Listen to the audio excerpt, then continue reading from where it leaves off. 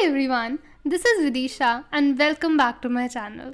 So in this video, we are going to start with chapter number 7 of class 12 political science, that is security in the contemporary world. ठीक है, तो ये जो chapter है ना काफ़ी सिंपल सा चैप्टर है, however थोड़ा सा लेंदी है, बट इस वीडियो में I have covered this complete chapter through these handwritten notes and बहुत ही easy तरीके से टॉपिक बाय टॉपिक पॉइंटर्स में पूरा चैप्टर एक्सप्लेन करा हुआ है. सो मेक श्योर कि आप पूरी वीडियो देखो, ठीक है.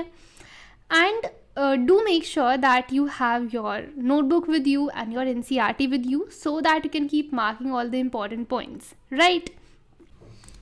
Now let's move forward with our chapter. अब देखो, चैप्टर का नाम है security in the contemporary world. मतलब नाम से हमें समझ आ रहा है दैट यहाँ पे हम सिक्योरिटी की बात करने वाले हैं, ठीक है. सिक्योरिटी क्या होती है? अब बहुत ही अगर हम लेमैन लैंग्वेज में बात करते हैं, हम जिस वर्ल्ड में रहते हैं, हम जिस कंट्री में रहते हैं, हम definitely we expect security, right. अब होता क्या है, सपोज़ आप घर से बाहर निकले हैं, व्हाट डू यू एक्सपेक्ट कि भाई कोई चोरी ना हो जाए, ठीक है, घर पे कोई चोरी ना हो जाए, कोई हम बोल सकते हैं कोई हमला ना करे, ठीक है. सो कोई भी आपके लिए थ्रेट ना रहे, कंट्री में कोई थ्रेट ना रहे उस रीजन में जहाँ आप हैं, ठीक है. So that is your security.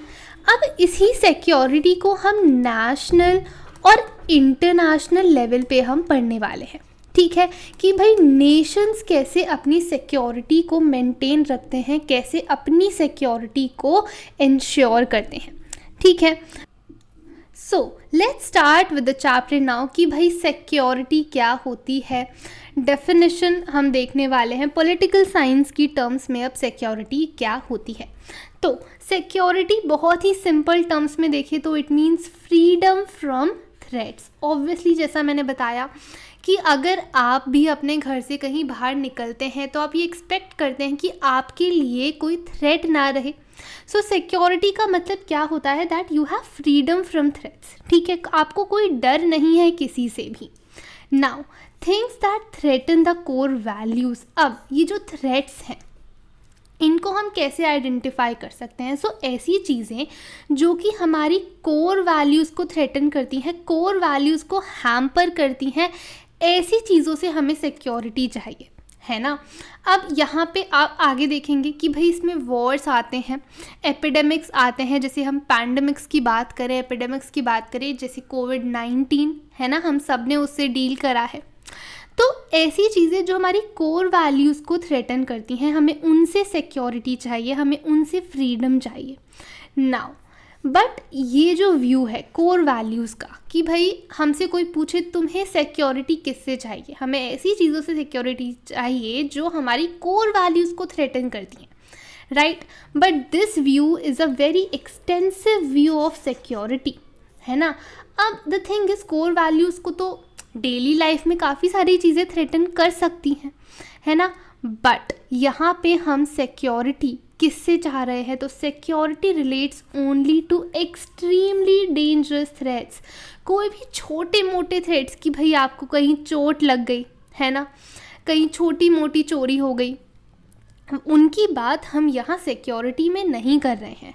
यहाँ हम बात करेंगे जो कि काफ़ी ज़्यादा एक्सट्रीमली डेंजरस और ख़तरनाक थ्रेट्स हैं, that could also endanger core values, that those values would not be damaged, would be damaged beyond repair. भाई वो कोर वैल्यूज़ को इतना ज़्यादा नुकसान पहुंचा सकते हैं कि अब उन्हें रिपेयर करना बहुत मुश्किल है अगर हमने उससे डील करने के लिए या उस प्रॉब्लम को टैकल करने के लिए कोई स्टेप नहीं लिया, ठीक है.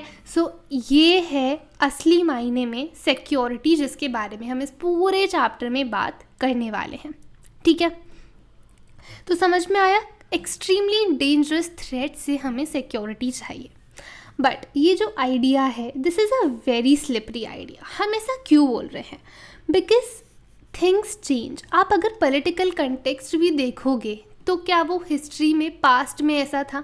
क्या वर्ल्ड वॉर 1 में वर्ल्ड वॉर 2 जैसी सिचुएशन थी, या फिर वर्ल्ड वॉर 2 के बाद जो सिचुएशन थी, कोल्ड वॉर एरा, क्या वैसी सिचुएशन अब प्रेजेंट एरा में है? नहीं। तो चीज़ें चेंज होती हैं, पॉलिटिकल कॉन्टेक्स्ट चेंज होते रहते हैं, और इसी वजह से सिक्योरिटी कंसर्न्स भी चेंज होते हैं। मोरओवर, पहली चीज़ कि ये इतना ज़्यादा स्लिपरी आइडिया क्यों है, मतलब ये आइडिया हम हर जगह अप्लाई नहीं कर सकते। Obviously first point is that कि जो हमारा कॉन्टेक्स्ट है, पॉलिटिकल कॉन्टेक्स्ट, सोशल कॉन्टेक्स्ट, वो चेंज होता रहता है। दूसरी चीज़ है, आप भाई सारी सोसाइटीज़ को एक ही चीज़ से तो थ्रेट नहीं होता, अभी हम आगे भी देखेंगे, ठीक है। Different societies have different conception of security. अलग अलग सोसाइटीज़ को अलग अलग थ्रेट से सिक्योरिटी चाहिए होती है। यहाँ पे मैं आपको बताती हूँ, आगे हम बात करने वाले हैं कि भाई जो डेवलप्ड वर्ल्ड है और जो डेवलपिंग वर्ल्ड है, मतलब आप बात करेंगे हम यहाँ पे जो यूरोपियन स्टेट्स हैं और जो कॉलोनाइज्ड स्टेट्स थी, दोनों के सिक्योरिटी कंसर्न्स काफ़ी अलग थे, है ना। तो सेम डेफिनेशन हर सोसाइटी पे हम अप्लाई नहीं कर सकते। ये सेकंड पॉइंट हो गया, आई होप समझ में आ रहा है। Third point is that there are various notions of security. जैसा हमने यहाँ भी देखा कि भाई अलग अलग सोसाइटी के अलग अलग कंसेप्शंस होते हैं सिक्योरिटी को लेकर। आई होप यहाँ तक ये पूरा क्लियर है। ये जो आपका ये जो पैराग्राफ है, ठीक है, आई वुड सजेस्ट कि please read this freedom from threats, very important, about core values. So make sure कि आप NCERT साथ साथ रीड करते जाएं, राइट। अब हमने बोला कि काफ़ी सारे अलग अलग नोशंस ऑफ सिक्योरिटी होते हैं, तो यहाँ पे हम दो कंसेप्शंस के बारे में बात करने वाले हैं। पहला है ट्रेडिशनल कंसेप्शन ऑफ सिक्योरिटी, दूसरा है non traditional conception of security, ठीक है। तो दोनों ये क्या होते हैं हम आगे पढ़ेंगे। अब ट्रेडिशनल कंसेप्शन में आते हैं इंटरनल एंड एक्सटर्नल। तो पहले हम बात करने वाले हैं एक्सटर्नल कंसेप्शन के बारे में विद इन ट्रेडिशनल नोशंस। समझ में आया? अब according to traditional conception of security ना, यहाँ ये बोलते हैं कि हमें जो सबसे बड़ा खतरा है, it is due to the military threats, ठीक है। The greatest danger to a country is from military threats. कि जो मिलिट्री थ्रेट्स होते हैं भाई, जो वॉर वाली सिचुएशन होती हैं, वो ग्रेटेस्ट थ्रेट्स होते हैं, ग्रेटेस्ट डेंजर होते हैं। समझ में आया? ठीक है। नाउ यहाँ पे देखो, ये बताते हैं कि ये जो मिलिट्री थ्रेट्स है, इनका सोर्स क्या होता है, मिलिट्री थ्रेट्स क्यों होते हैं।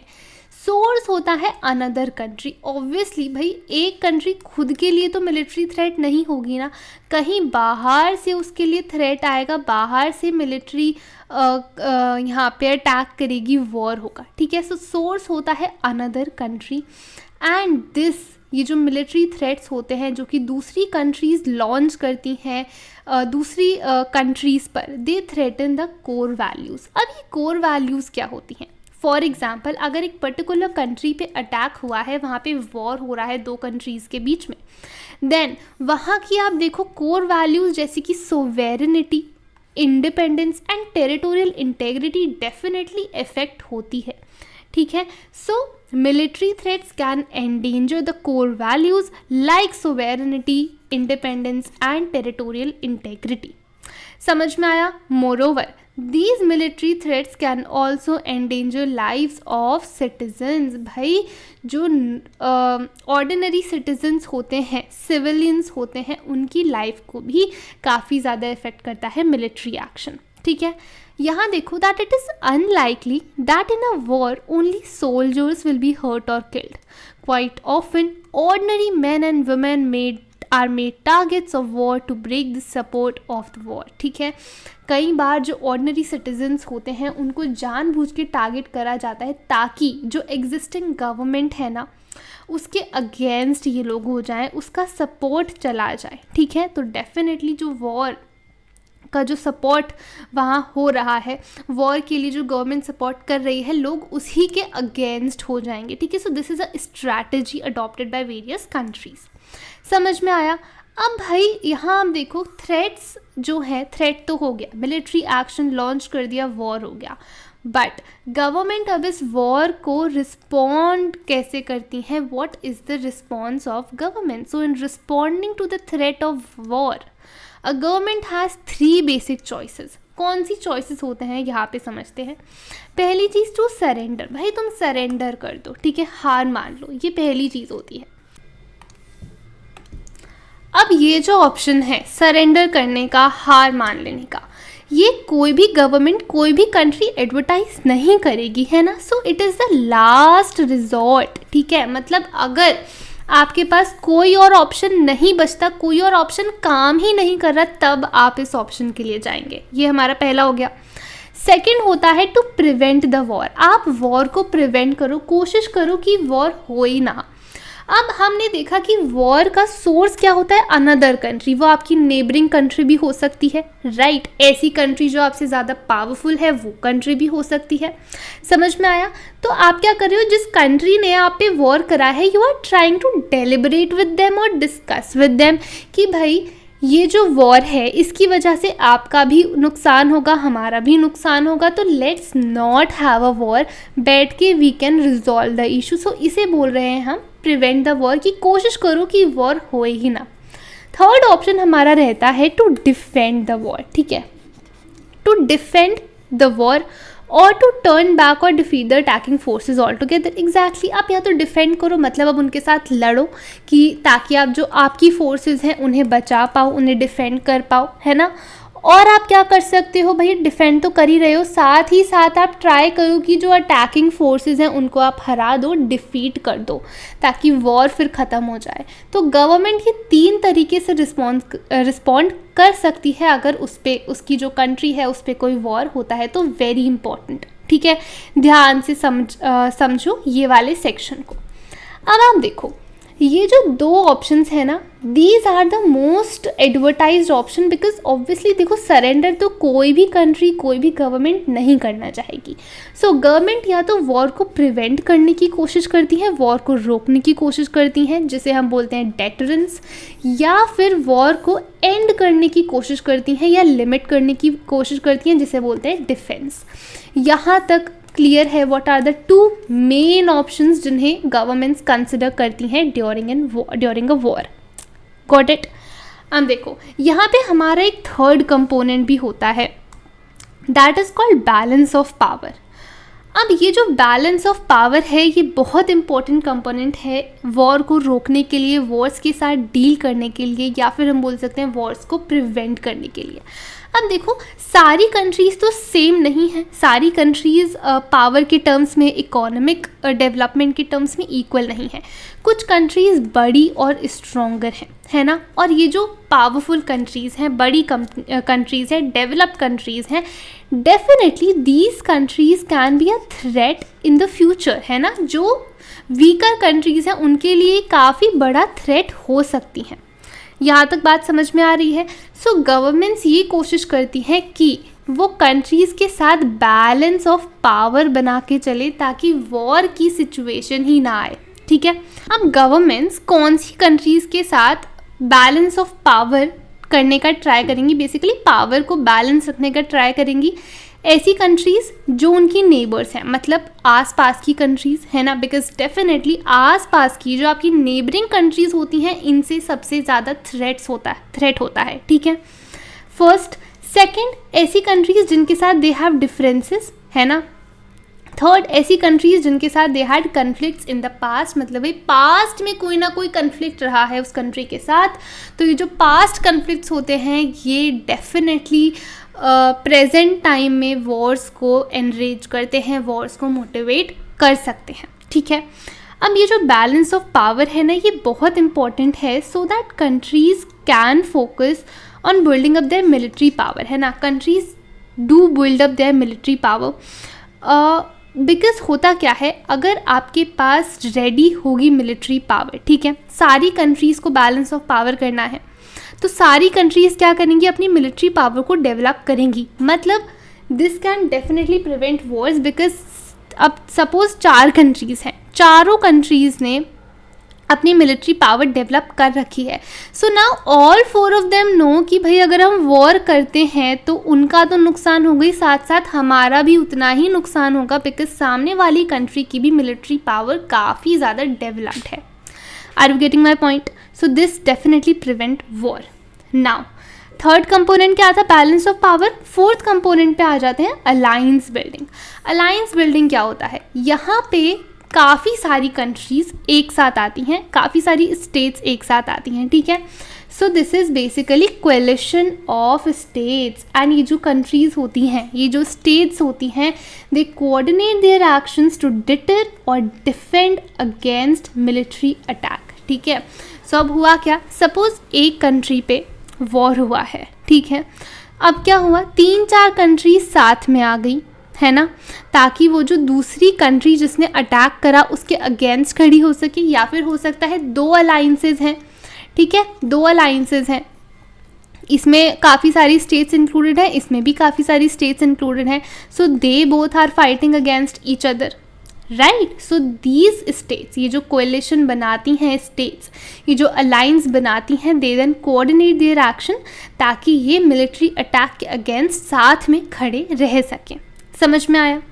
नाउ ये जो अलायंस होते हैं ना, ये जो कोएलिशन बन गए हैं, they are formalised into written treaties, ठीक है. ऐसे ही नहीं बना लेते कि चलो हम साथ में आ जाते हैं. सारी कंट्रीज बैठ के ट्रीटी साइन करती हैं जिन जिनको उस अलायंस में इंक्लूड होना है. Got it?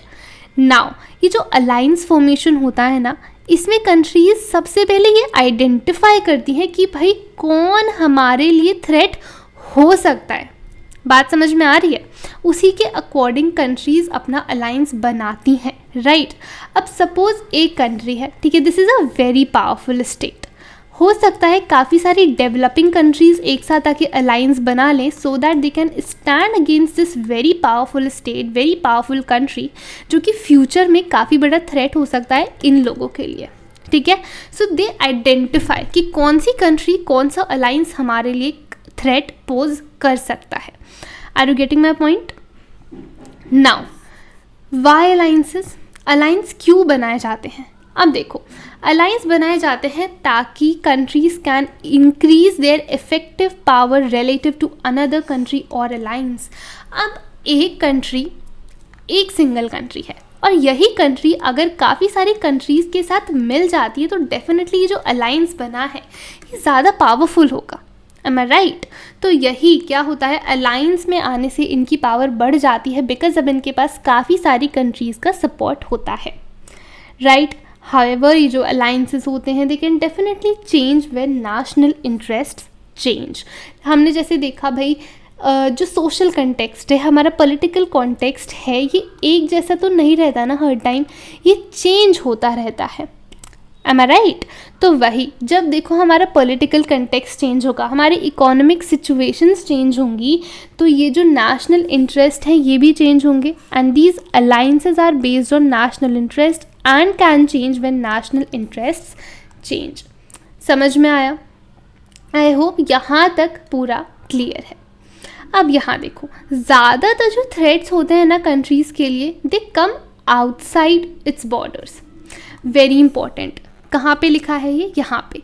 In traditional view of security, जो हम अभी ट्रेडिशनल कंसेप्शन पढ़ रहे हैं, according to this view, according to this conception, ये माना जाता है कि जो ज़्यादातर थ्रेट्स होते हैं लोगों के लिए या फिर एक कंट्री के लिए, it comes from outside its borders. उसकी बॉर्डर से बाहर, मतलब दूसरी कंट्रीज सबसे बड़ा थ्रेट होती हैं पर्टिकुलर कंट्रीज़ के लिए, right.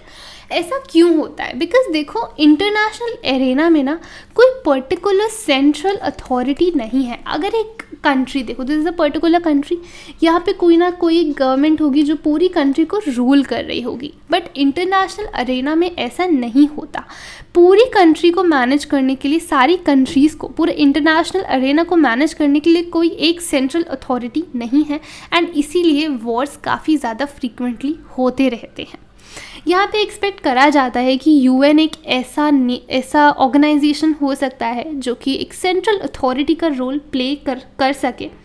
But the thing is, UN is also a creation of its members. उसे भी तो मेंबर्स ने, उसे भी तो कंट्रीज़ ने मिलकर ही बनाया है. सो यूएन इज़ ऑल्सो कहीं ना कहीं कंट्रीज़ के अंडर है, ठीक है, बिकॉज कंट्रीज़ ने मिलकर इस ऑर्गेनाइजेशन को बनाया है। Are you getting my point? Now also जो अथॉरिटी है ना यूएन की, it is to an extent limited. Why? Because होता क्या है, जो भी यूएन करेगा वो तब करेगा जब उसके मेंबर्स, जिन्होंने उसको बनाया है, ऑर्गेनाइजेशन को बनाया है, जब वो मेंबर्स उसको अलाउ करेंगे, ठीक है। मतलब अल्टीमेटली यहाँ पे अथॉरिटी तो कंट्रीज़ के पास है, स्टेट्स के पास है, एज एन ऑर्गेनाइजेशन यूएन के पास कुछ भी नहीं है। Got it? Now in world politics each country has to be responsible for its own security, जैसा हमने देखा, क्योंकि कोई सेंट्रल अथॉरिटी, सेंट्रल पावर नहीं है जो सारी कंट्रीज़ को या फिर जो वॉर्स हो रहे हैं इनको मैनेज कर सके। इसीलिए सारी कंट्रीज़ इंडिपेंडेंटली ही अपने आप ही अपने ऊपर ही डिपेंडेंट रहती हैं अपनी सिक्योरिटी को मेंटेन करने के लिए। यहाँ तक समझ में आया पूरा ट्रेडिशनल नोशन। एक्सटर्नल अभी हमने देखा। Now we are moving towards internal, ठीक है। अभी हमने क्या देखा कि थ्रेट्स आ रहे हैं आउटसाइड फ्रॉम आ कंट्री, ठीक है। सपोज दिस इज़ इंडिया, और इंडिया को थ्रेट्स हैं बांग्लादेश से, पाकिस्तान से, चाइना से, यूएसए, ठीक है, श्रीलंका, आउटसाइड वाली कंट्रीज से थ्रेट्स हैं, ठीक है। अब हम देखेंगे अगर ये इंडिया है तो विद इन इंडिया क्या थ्रेट्स हैं, ठीक है। Let's move forward. Now internal security. Now हुआ क्या कि स्टार्टिंग से ही ना इंटरनल सिक्योरिटी को बहुत ज़्यादा इम्पोर्टेंस नहीं दी गई। क्यों? सेकेंड वर्ल्ड वॉर के बाद क्या होता है, जो ज़्यादातर पावरफुल, जो मोस्ट पावरफुल कंट्रीज़ थी, उनकी जो इंटरनल सिक्योरिटी थी, इट वाज मोर और लेस अश्योर्ड। मतलब इंटरनल पीस था उन कंट्रीज़ में, इंटरनली कोई क्योस नहीं था, ठीक है। ये पावरफुल कंट्रीज़ कौन सी हैं? जैसे कि यूएस है, सोवियत यूनियन है, यूरोपियन कंट्रीज़ हैं, पर्टिकुलरली यहाँ पे हम बात करें वेस्टर्न यूरोपियन की आफ्टर सेकेंड वर्ल्ड वॉर, ठीक है। तो ये जो पावरफुल कंट्रीज़ हैं इनमें इंटरनली कोई कन्फ्लिक्ट नहीं था, इसीलिए ये फोकस करती थी एक्सटर्नल थ्रेट्स पे। अब जब मोस्ट पावरफुल कंट्रीज़ में कोई इंटरनल कन्फ्लिक्ट नहीं है तो इंटरनल सिक्योरिटी को इम्पोर्टेंस कैसे दी जाएगी? बिकॉज इंटरनल कन्फ्लिक्ट्स तो डेवलपिंग कंट्रीज़ में या फिर लेस डेवलप्ड कंट्रीज़ में हैं, जिनका व्यू पॉइंट इस टाइम पर आफ्टर वर्ल्ड वॉर के बाद, जिनका व्यू पॉइंट इंटरनेशनल अरेना में बहुत ज़्यादा मैटर नहीं करता था। Got it? Now, why were the external threats facing these? What were the external threats facing these powerful countries? हमने देखा कि ये जो कंट्रीज़ हैं ये एक्सटर्नल थ्रेट्स पे फोकस कर रही थी। क्या थ्रेट्स थे बाहर से? एक्सटर्नली क्या थ्रेट्स थे इनके लिए? तो हुआ क्या कि कोल्ड वॉर, हमें पूरी स्टोरी पता है आई होप, कि सेकेंड वर्ल्ड वॉर के बाद कोल्ड वॉर स्टार्ट होता है, जिसमें दो पावर ब्लॉक्स बन गए थे, यूएस और यूएसएसआर। कहीं ना कहीं पूरा वर्ल्ड ही इन दो पार्ट्स में डिवाइड हो गया था। कुछ कंट्रीज़ यूएस के साथ चली गई थी, कुछ कंट्रीज़ यूएसएसआर के साथ चली गई थी। तो यूएस यूएसएसआर दोनों ही बहुत पावरफुल स्टेट्स थे, तो they both feared a military attack कि भाई कहीं ना कहीं दोनों एक दूसरे पे अटैक ना कर दे। हाउएवर ये कोल्ड वॉर ही था, आइडियोलॉजिकल वॉर ही था, ठीक है। ये हो गई यूएस और यूएसएसआर की बात। यूरोपियन पावर्स देखो, जो यूरोपियन पावर्स थी ना ये कॉलोनाइजर्स थे, है ना। मतलब ये कॉलोनीज़ में जाके उन colonies, India was also a colony of Britain ना, है ना। सिमिलरली ये जो यूरोपियन पावर्स थे ना, they had the threat of violence in their colonies from colonise people. जिन लोगों को, जिन कंट्रीज़ पर इन्होंने कब्ज़ा करा था, जिन कंट्रीज़ को इन्होंने अपनी कॉलोनी बनाया था, जिन लोगों को इन्होंने कॉलोनाइज करा था, उनको डेफिनेटली इनसे इंडिपेंडेंस चाहिए थी। अब जब इंडिपेंडेंस चाहिए होगी तो वो वॉर करेंगे, वो अटैक करेंगे, है ना, वो वायलेंस क्रिएट करेंगे। सो ये जो थ्रेट था वायलेंस का कि कहीं ना कहीं ये जो कॉलोनाइज्ड पीपल हैं ये हमारे अगेंस्ट अब अटैक ना लॉन्च कर दे, कि वायलेंस ना शुरू कर दे, यूरोपियन पावर्स का ये थ्रेट था, इनको ये खतरा था। यहाँ पे आप देखो, आपको बता रखा है कुछ examples. For instance, French fighting Vietnam in 1950s, British fighting Kenya in 1950s and early 60s। मतलब इन कंट्रीज़ को, French is a European country, right, British is a European country.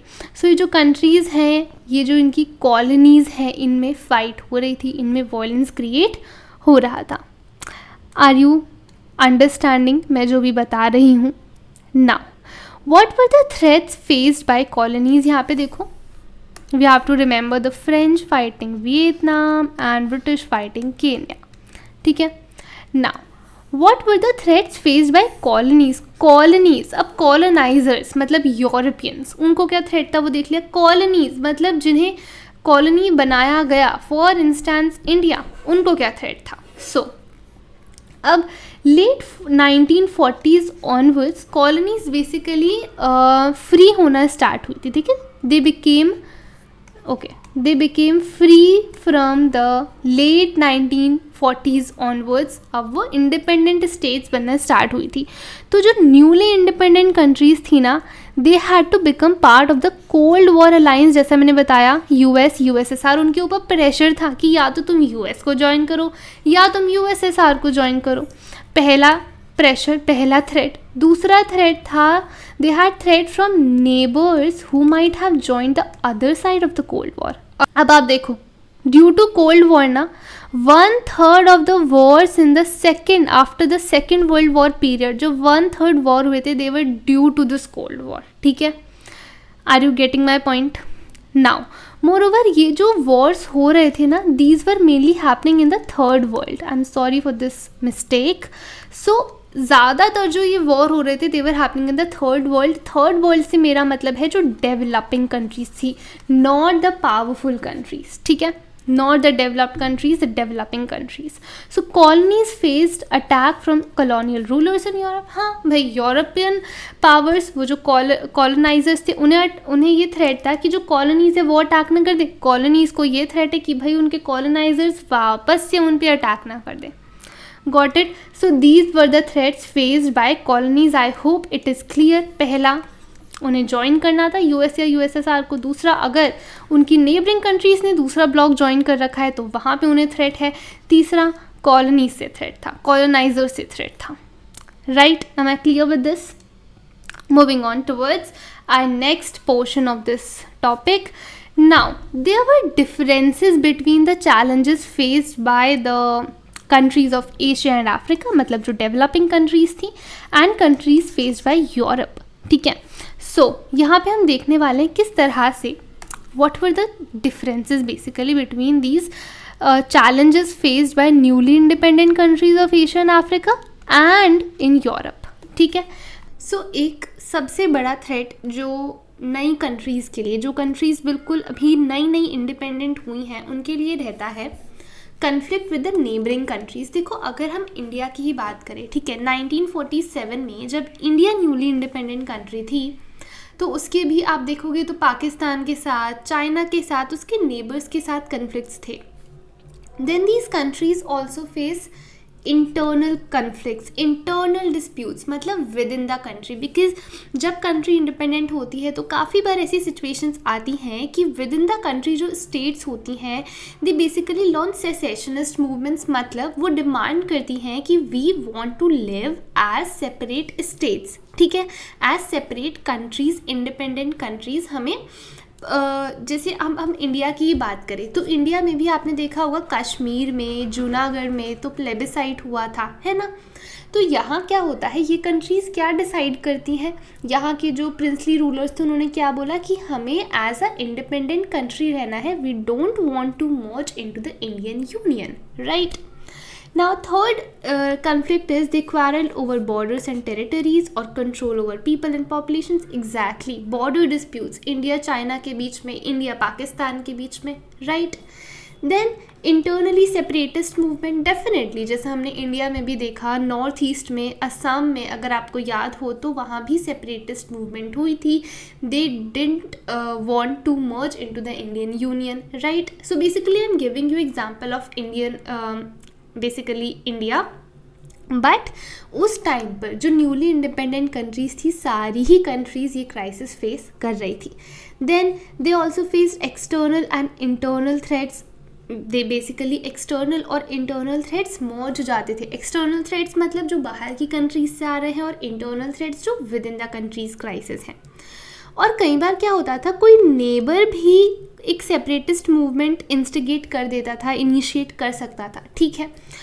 तो ये भी एक बहुत बड़ा क्राइसिस था कि भाई अगर आपके नेबर के साथ कुछ डिफरेंसेस हैं, कुछ नेबर के साथ आपकी आर्ग्यूमेंट्स हैं, तो वो नेबर भी आपके अगेंस्ट जाने के लिए क्या कर सकता है, कोई सेपरेटिस्ट मूवमेंट को लॉन्च कर सकता है विद इन योर कंट्री, ठीक है। देन अब देखो यहाँ पे स्टैटिस्टिक्स दे रखा है आपको कि जो इंटरनल वॉर्स थी ना, they accounted for 95% of all armed conflicts. जितने भी आर्म्ड कन्फ्लिक्ट्स हुए थे ना उस टाइम पर 95% से ज़्यादा इंटरनल वॉर्स थे, मतलब within the countries.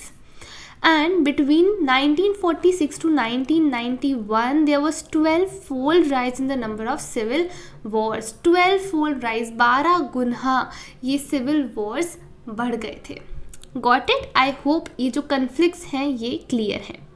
Now moving on towards next topic, traditional security and cooperation. अब हमने देख लिया कि भाई ट्रेडिशनल नोशंस, ट्रेडिशनल परसेप्शन के अकॉर्डिंग क्या थ्रेट्स होते हैं, बट अब हम देखेंगे इन थ्रेट्स के साथ डील कैसे कर सकते हैं, कोऑपरेट कैसे कर सकते हैं, ठीक है। So in traditional view of security ये देखा जाता है कि वॉयलेंस को लिमिट करना डेफिनेटली पॉसिबल है। So limiting violence is possible, but ये जो लिमिट है ये हमें लिमिट क्या करना है। अगर हमें वॉयलेंस को लिमिट करना है तो पहले we have to limit the ends and means of war. अब ये ends and means of war क्या होते हैं, ठीक है। अब देखो एंड्स मतलब हो गए कि क्या आपका पर्पस है, व्हाट इज़ योर रीज़न कि आप वॉर क्यों कर रहे हो, वो आपका एंड हो जाता है। मीन्स हो जाता है what are the ways that you are using to launch war or basically launch an attack on another country. क्या तरीका आप यूज़ कर रहे हैं, जैसे कि आप वॉयलेंस कर रहे हैं, आप न्यूक्लियर बॉम्ब्स यूज़ कर रहे हैं, ठीक है। सो हमें अपने एंड्स को लिमिट करना है, मतलब सिर्फ और सिर्फ राइट रीजंस के लिए वॉर करना है। फालतू के छोटे मोटे झगड़ों पर वॉर नहीं होना चाहिए। Right reasons for example self defence के लिए, भाई अगर किसी दूसरी ही कंट्री ने आप पर अटैक लॉन्च कर दिया then definitely you will use your forces, you will use violence to defend yourself, correct. Then दूसरा रीज़न क्या हो सकता है, to protect other people from genocide, right. अगर किसी कंट्री में मास किलिंग हो रही है, बहुत ज़्यादा लार्ज नंबर में लोगों को मारा जा रहा है by their own government, then you have the right and you should use violence, you should initiate a war to protect those people, ठीक है। अब एंड्स की बात कर ली। मीन्स मतलब है आपको अवॉइड करना है लोगों को मारना। कौन से लोगों को मारना, you have to avoid killing the non combatants, मतलब जो लोग सोल्जर्स नहीं हैं, मिलिट्री से बिलोंग नहीं करते, सिविलियंस हैं, ऑर्डिनरी पीपल हैं। And you don't have to kill surrendering and unarmed combatants, ठीक है। मतलब ऐसे मिलिटेंट्स, ऐसे सोल्जर्स जिनके पास आर्म्स नहीं है, हथियार नहीं है एंड उन्होंने ऑलरेडी सरेंडर अब वो कर रहे हैं, ठीक है, मतलब वो अपनी हार मान रहे हैं, then you should not kill them. Got it. So ये दो कंडीशंस हैं। सो बेसिकली यहाँ ये बोला जा रहा है कि ट्रेडिशनल सिक्योरिटी अगर इंश्योर करनी है तो हमें कोऑपरेट करना पड़ेगा, हमें एक्सेसिव वॉयलेंस से पहली बात बचना पड़ेगा, ठीक है। एंड फोर्स, वॉयलेंस हम तभी यूज़ कर सकते हैं जब बाकी के ऑल्टरनेटिव्स फेल हो गए और कोई ऑल्टरनेटिव हमारे पास नहीं है जो अटैक हुआ है उसको रोकने का या फिर कोई भी सिक्योरिटी कंसर्न से डील करने का। Got it. अब ये तो हमने देख लिया कि हमें अपने एंड्स एंड मीन्स को, ये पूरा पैराग्राफ आपका एंड्स एंड मीन्स वाला है। यहाँ हो गया कि हमें एंड्स एंड मीन्स को लिमिट करना है। अब आते हैं अदर फॉर्म्स ऑफ कोऑपरेशन। यहाँ पे हम देखेंगे डिसआर्मामेंट के बारे में, आर्म्स कंट्रोल के बारे में एंड कॉन्फिडेंस बिल्डिंग के बारे में, ठीक है। So let's start. सबसे पहले बात करते हैं डिसआर्मामेंट। यहाँ से आपका डिसआर्मामेंट वाला पैराग्राफ शुरू होता है। अब disarmament basically requires all states to give up certain kind of weapons, right? अब it basically demands कि कुछ certain kinds of weapon वो डिमांड कर रहा है कि आप उन्हें गिव अप कर दो, मतलब वो स्टेट्स ये पर्टिकुलर काइंड ऑफ वेपन्स नहीं रख सकती, राइट। तो इससे क्या हो रहा है भाई, जब आपके पास वेपन्स की जो आपके पास जो वेपन्स हैं, जब उन्हें लिमिट कर दिया जाएगा, उनकी क्वांटिटी को, उनके नंबर्स को, तो डेफिनेटली वॉर की प्रोबेबिलिटी कम हो जाती है एंड कोऑपरेशन की प्रोबेबिलिटी बढ़ जाती है, करेक्ट। बट यहाँ ये कंडीशन है कि वो सारे वेपन्स को नहीं बोल रहा, दे रहा है सर्टेन काइंड ऑफ वेपन। जैसे यहाँ देखो 1972 में आई थी बायोलॉजिकल वेपन्स कन्वेंशन। तो यहाँ पे क्या था भाई, बायोलॉजिकल वेपन्स का जो प्रोडक्शन था उसको बैन कर दिया था। 1992 में आई केमिकल वेपन्स कन्वेंशन। तो यहाँ क्या हुआ कि जो केमिकल वेपन्स थे उनकी प्रोडक्शन को बैन कर दिया, ठीक है। सो यहाँ पे क्या हो रहा है, particular kinds of weapons ban करे जा रहे हैं। और यहाँ आप देखो डेटा कि 155 से ज़्यादा स्टेट्स ने BWC को ज्वाइन करा था एंड 181 स्टेट्स ने CWC को ज्वाइन करा था, क्लियर। बट अब यहाँ प्रॉब्लम क्या आ रही थी भाई, जो ग्रेट पावर्स थी, यहाँ देखो जो सुपर पावर्स थी जैसे US and Soviet union, they did not want to give up the third type of weapons of mass destruction, जिन्हें बोलते हैं न्यूक्लियर वेपन्स। तो ये जो स्टेट्स हैं, ये जो सुपर पावर्स हैं, ये बोलती हैं कि हम न्यूक्लियर वेपन्स तो नहीं देंगे, and these weapons are weapons of mass destruction, ठीक है। तो इसीलिए यहाँ लाया जाता है आर्म्स कंट्रोल। अब ये आर्म्स कंट्रोल क्या है, सो यहाँ हम आते हैं अपने नेक्स्ट पॉइंट पे। Arms control basically regulates the acquisition and development of weapons. मतलब भाई आपके पास जो वेपन्स हैं उनकी प्रोडक्शन को और उनकी एक्विजिशन को वो रेगुलेट करेगा, उन वेपन्स को वो लिमिट करेगा ताकि वॉर की प्रोबेबिलिटी घटाई जा सके, ठीक है। Got it. Now arms control के लिए यहाँ पे हमारे पास काफ़ी सारी ट्रीटीज साइन हुई हैं बेसिकली कंट्रीज़ के बीच में, ठीक है।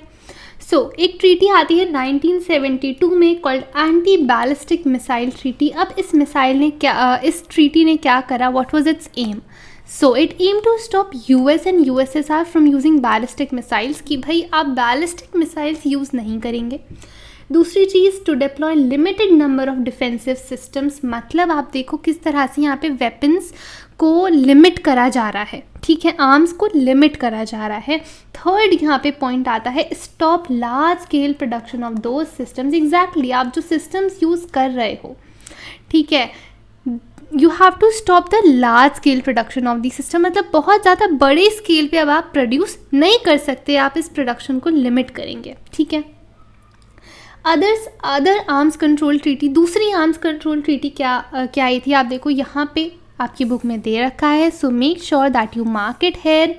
कौन कौन सी ट्रीटीज थी, strategic arms limitation treaty, second strategic arms reduction treaty, and nuclear non proliferation treaty of 1968 and this NPT, nuclear non proliferation treaty is very important.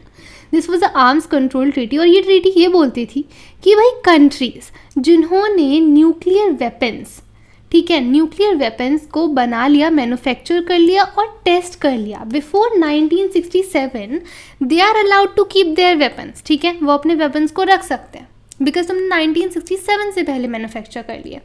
But 1967 के बाद कोई कंट्री अब न्यूक्लियर वेपन्स नहीं बनाएगी।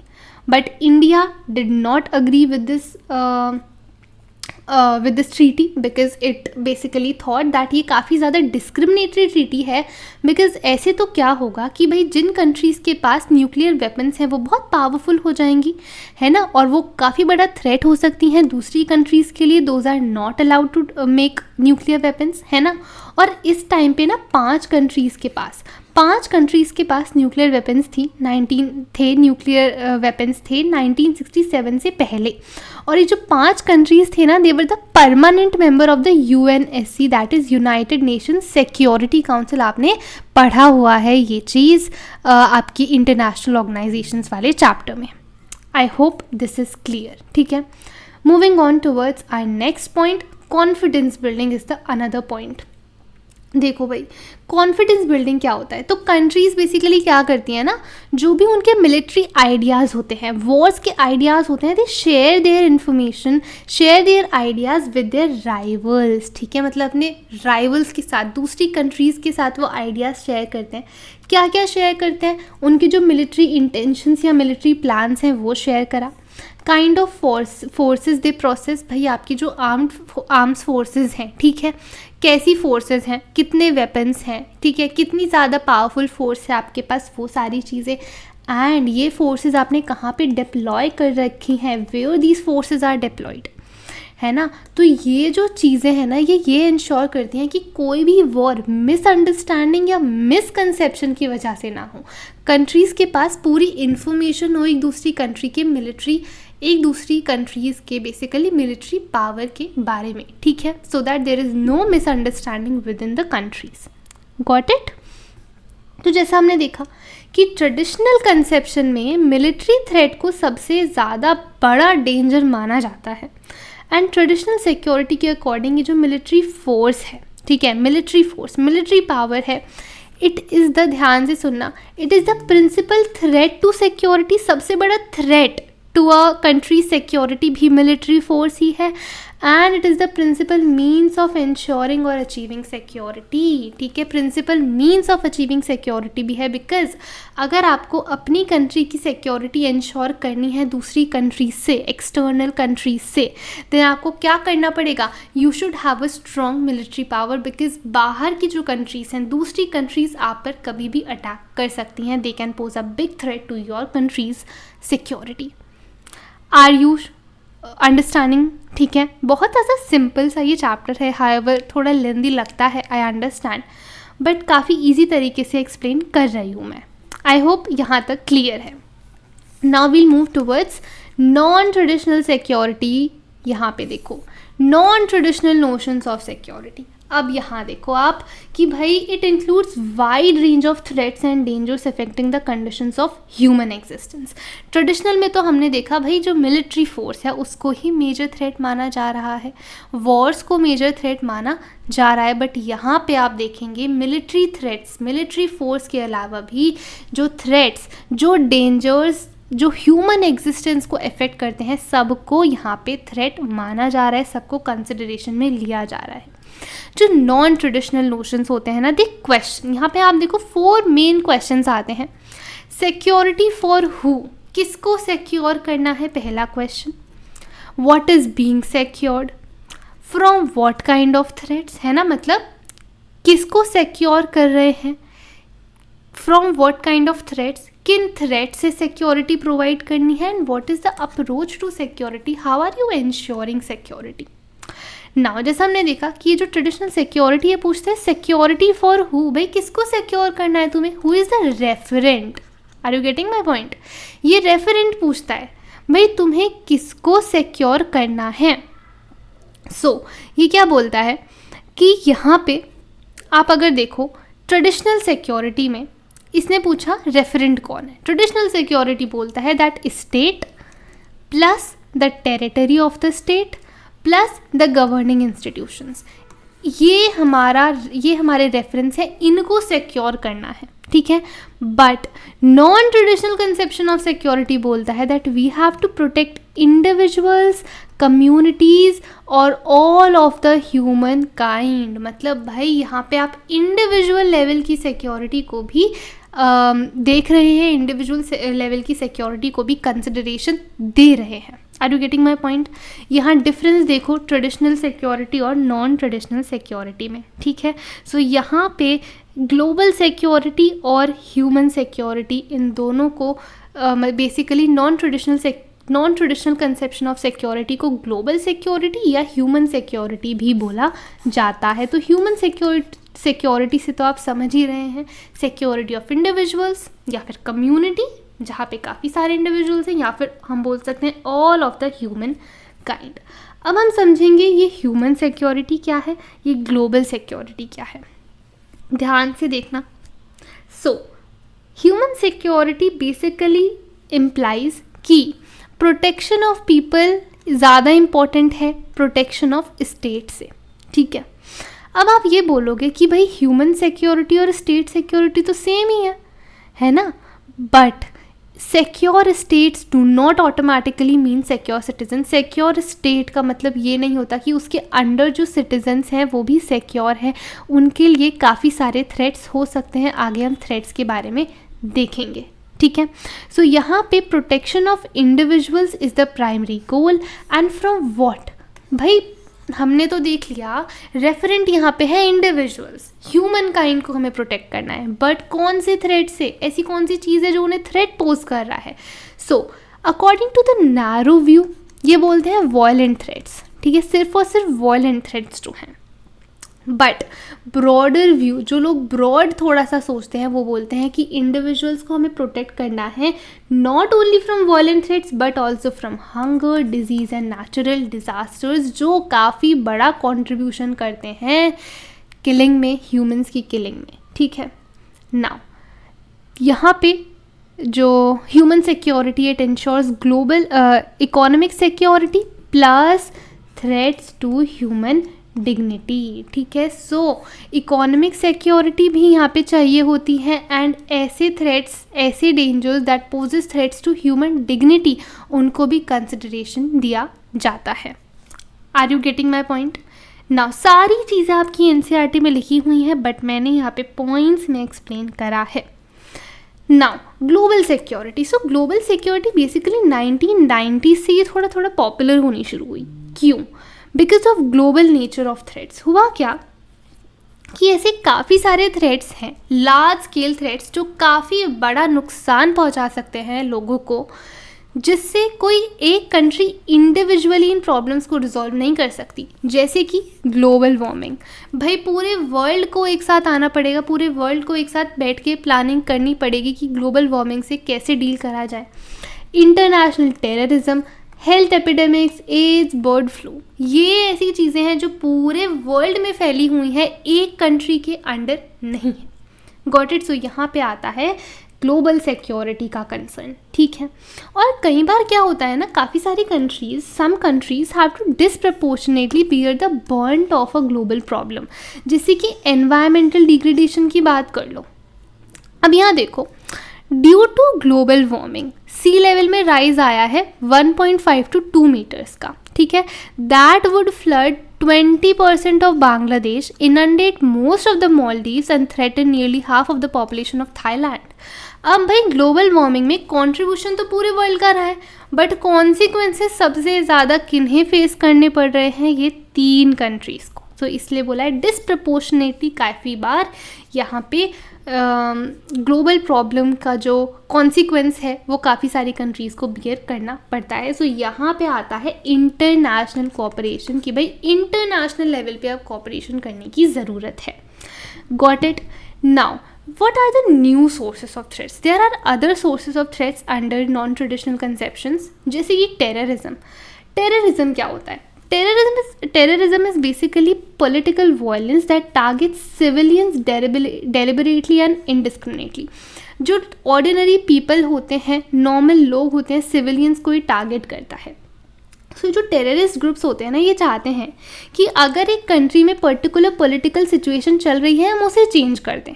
हो सकता है कोई पर्टिकुलर गवर्नमेंट के ये टेररिस्ट ग्रुप्स जो हैं ये पर्टिकुलर गवर्नमेंट के अगेंस्ट होते हैं, तो ये चाहते हैं वो गवर्नमेंट को हम बदलें, उस पॉलिटिकल सिचुएशन को हम बदलें, है ना। नाउ ये जो पॉलिटिकल सिचुएशन है ये ट्राई करते हैं कि we can change it by force, मतलब भाई अटैक के थ्रू, या फिर वी कैन टारगेट सिविलियंस। यहाँ पे क्या होता है कि जो पब्लिक है, जो नॉर्मल पीपल है, वो उन्हें टेरराइज कर दे, उन्हें डरा दे, ताकि ये जो लोग हैं ये अपनी गवर्नमेंट के अगेंस्ट हो जाएं। They turn against their national government और the political parties which are in conflict, ठीक है। तो जब ये अपनी गवर्नमेंट के अगेंस्ट हो जाएंगे तो डेफिनेटली जिस पॉलिटिकल कंडीशन के, जिस पॉलिटिकल कॉन्टेक्स्ट के ये टेररिस्ट ग्रुप्स अगेंस्ट हैं वो चेंज हो जाएगा, बिकॉज गवर्नमेंट का सपोर्ट लूज हो जाएगा। Getting my point? I hope it's clear. So examples देखो भाई, प्लेन्स हाईजैक हो जाते हैं, है ना, पब्लिक प्लेसेस में बॉम्ब्स प्लांट कर दिए जाते हैं। So these are examples of terrorist attacks. भाई आपने सुना होगा 11 सितंबर 2001 ये काफ़ी बड़ा एक इंसिडेंट रहा है टेररिस्ट अटैक का, ठीक है।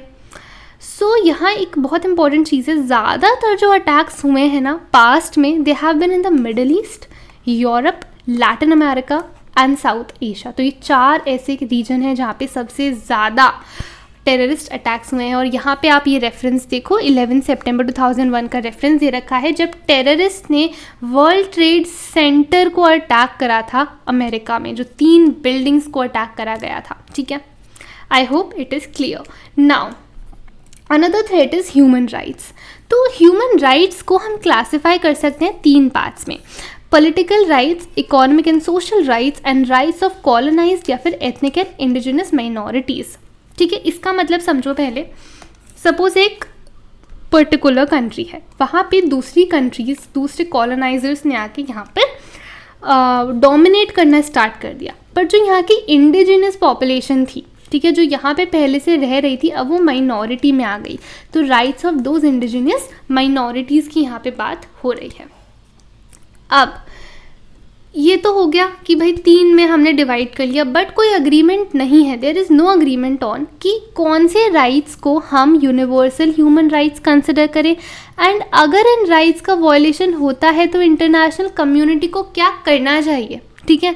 जिसने वॉयलेट करे हैं कि राइट्स, उनको क्या पनिशमेंट देनी चाहिए, what should be the action taken against those bodies जो ये वॉयलेट कर रहे हैं ह्यूमन राइट्स को। इन पर कोई भी अग्रीमेंट नहीं है अब तक, क्लियर है। अनदर यहाँ पे जो आपका वो आता है, थ्रेट आता है, दैट इज़ ग्लोबल पॉवर्टी, गरीबी।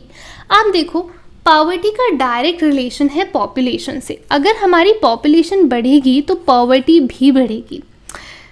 वर्ल्ड की जो आधी पॉपुलेशन है ना, वो इन कंट्रीज़ में रिसाइड करती है, इन 6 कंट्रीज़ में, India, China, Pakistan, Nigeria, Bangladesh and Indonesia. In 6 countries में वर्ल्ड की आधी पॉपुलेशन रिसाइड करती है।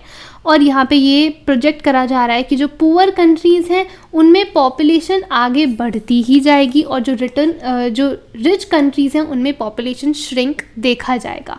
और जब पॉपुलेशन बढ़ेगी तो पुअर कंट्रीज़ और पुअरर होंगी, रिच कंट्रीज़ और रिचर होंगी। Got it?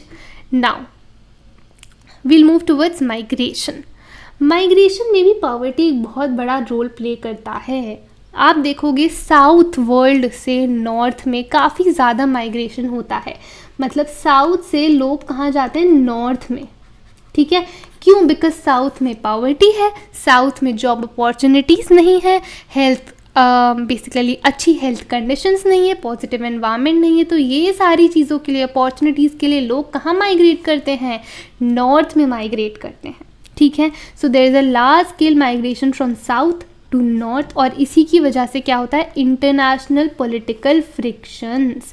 अब होता क्या है कि माइग्रेशन में हम 2 तरह के बेसिकली माइग्रेशन देखते हैं। पहला होते हैं माइग्रेंट्स, जो कि वॉलंटरीली अपनी मर्जी से कंट्री को छोड़ते हैं, ठीक है। दूसरे होते हैं रिफ्यूजीज़, ऐसे लोग who are forced to leave countries, who are forced to leave their country because of हम बोल सकते हैं वहाँ पे डिग्रेडेशन हो रहा, लैंड डिग्रेडेशन हो रहा है, या फिर एनवायरमेंटल डिग्रेडेशन हो रहा है, कुछ डिज़ास्टर्स आ रहे हैं, या फिर पॉलिटिकल प्रोसिक्यूशन हो रहा है, मतलब वहाँ पे बहुत ज़्यादा वॉयलेंस हो रहा है उस कंट्री में। So they are forced to leave that country, उन्हें हम रिफ्यूजीज़ बोलते हैं, ठीक है। जैसे कि बांग्लादेश से काफ़ी लार्ज नंबर ऑफ रिफ्यूजीज़ 1971 में इंडिया में आए थे, है ना।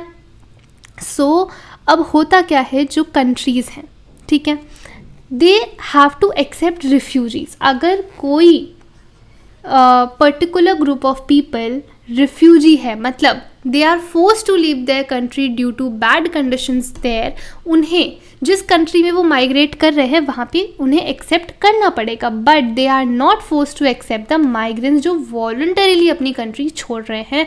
सो यहाँ पे एक इंटरनेशनल पॉलिटिकल फ्रिक्शन होता है कि भाई क्यों दूसरी कंट्रीज़ के लोग हमारी कंट्री में इतने ज़्यादा लार्ज स्केल पे माइग्रेट कर रहे हैं।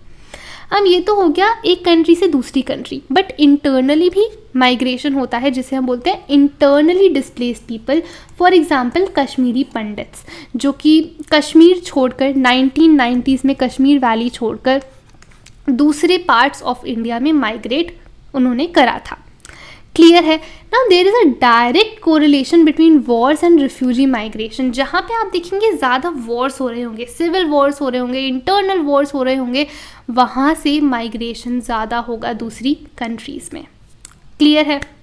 Fifth threat is health epidemics. Health epidemics भाई जैसे कि आपके HIV एड्स आते हैं, बर्ड फ्लू, सार्स, उसके बाद कोविड हमने सब ने एक्सपीरियंस करा है ना? और ये जो हेल्थ एपिडेमिक्स होते हैं ना, ये दूसरी कंट्रीज़ में फैलते हैं due to migration, business, tourism and military operations. ये 4 मेन रीजंस हैं जिसकी वजह से ये हेल्थ एपिडेमिक्स दूसरी कंट्रीज़ में स्प्रेड होते हैं। ठीक है?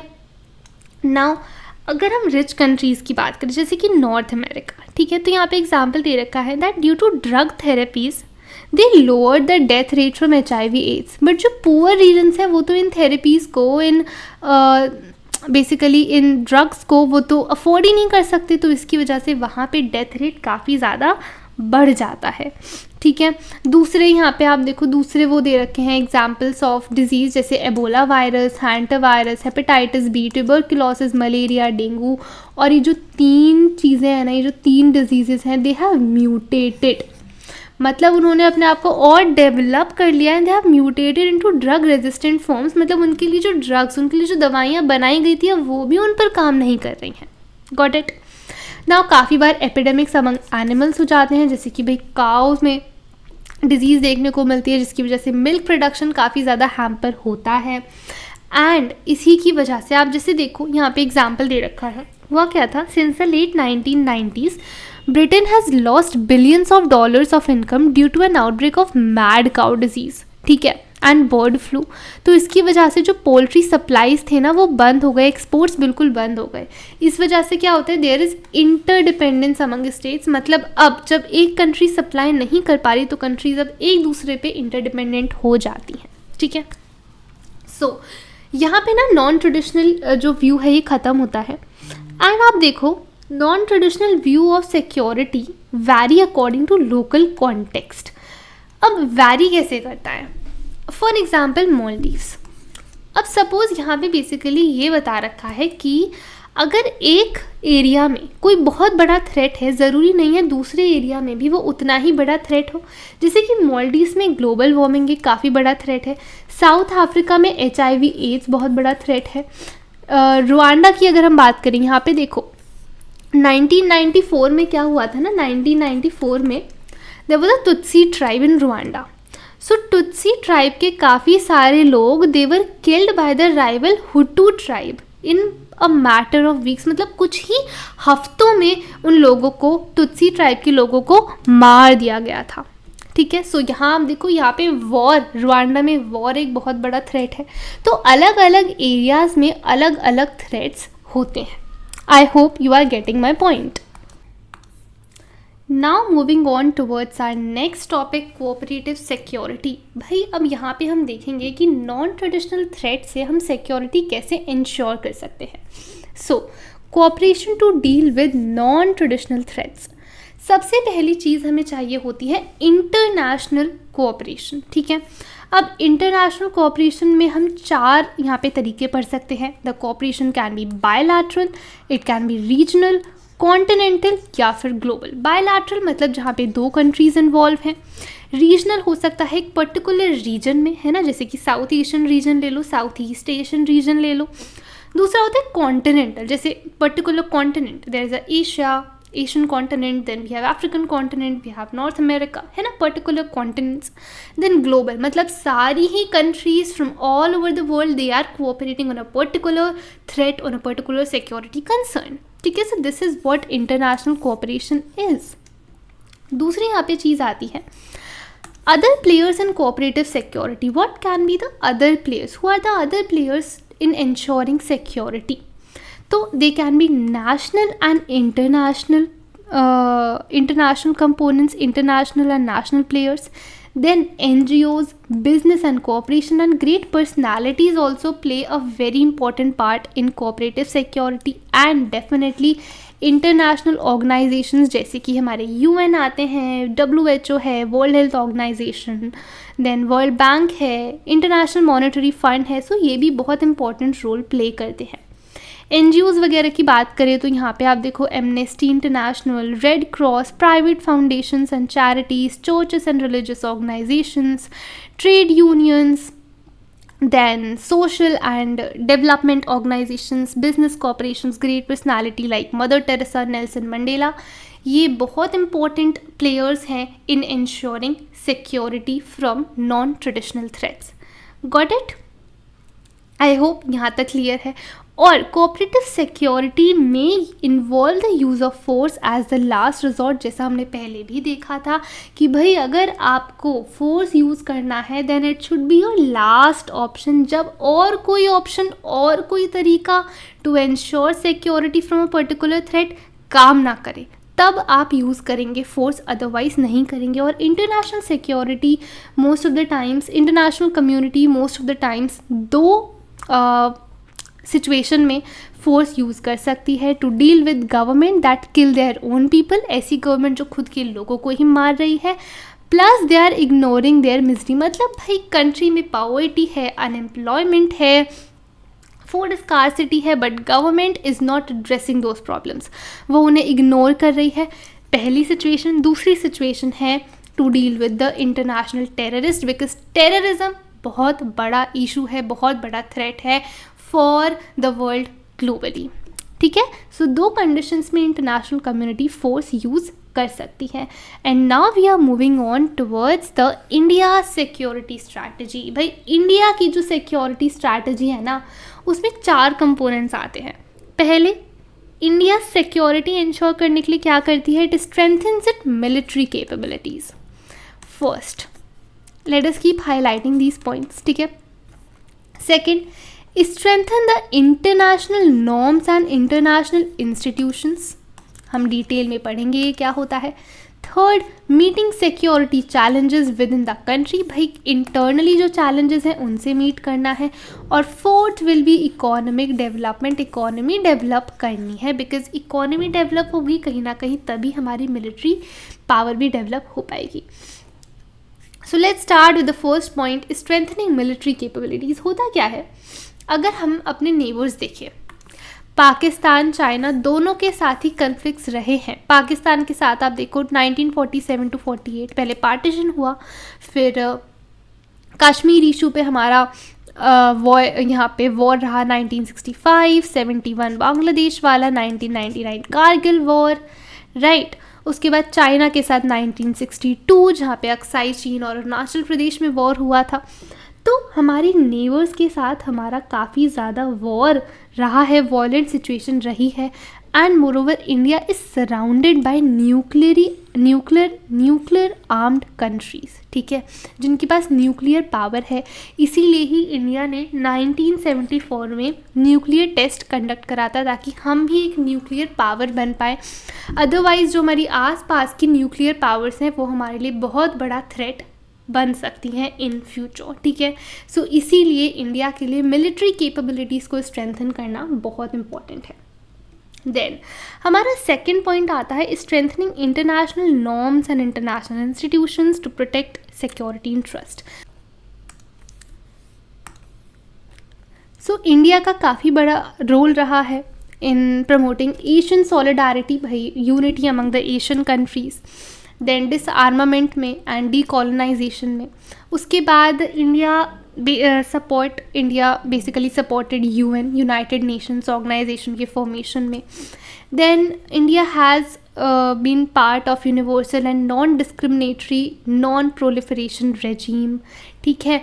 मतलब आप देखो यहाँ पे हमने देखा जो नॉन प्रोलिफरेशन ट्रीटी थी, NPT है ना, वो कितनी ज़्यादा डिस्क्रिमिनेटरी थी एंड इंडिया ने उसका पार्ट उसमें कंट्रीब्यूट नहीं करा। India refuse to be a part of that treaty, it refuse to sign that treaty, right.